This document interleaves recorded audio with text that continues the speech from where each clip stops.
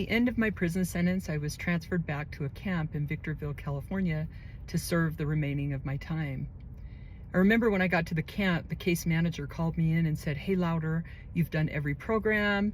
We're going to send you home on May 9th. She said, you know, that's a few months early, but you'll get halfway house time and you'll be back in Utah and you'll be able to connect with your family." And I was excited. I called home, told my husband, my kids.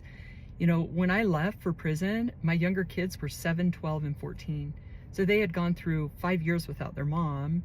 And my son Jackson was getting ready to graduate high school, and I would be home for his graduation. I was super excited. And I called Chad. We were counting down the days. And then 2 days before, so on May 7th, they called me back in and said, "We made a mistake. We're going to keep you." And they told me they were going to keep me until August 9th, so another 3 months. I remember I was physically sick. I was like, please, please, please no. But I already know what happens in prison. You know, there's nothing can change it. She said, "No, we made a mistake. We're gonna keep you 3 more months." And I remember calling Chad, and he was like, "What?" You know, he was pretty upset about it. And then I just would go over to the chapel every morning and cry. I was so brokenhearted. I was like, "Heavenly Father, please, I've done everything you've asked me to do. I just want to go home to my children."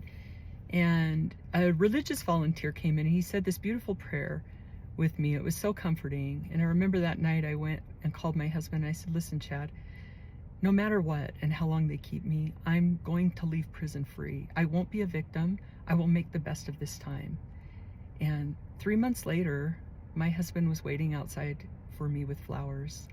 And I walked out of that prison happy, joyous, and free. I'm going to show you a picture of that day of me and my husband at the end of this video, and of my family, because I'm so proud of my family. You know, it was hard for my children, and we have built such a beautiful relationship, a new relationship based on truth. I had placed a son for adoption when I was young, and I met him since I came home from prison, and we're building a beautiful relationship. I think the thing that I'm most grateful for is that my children trust me.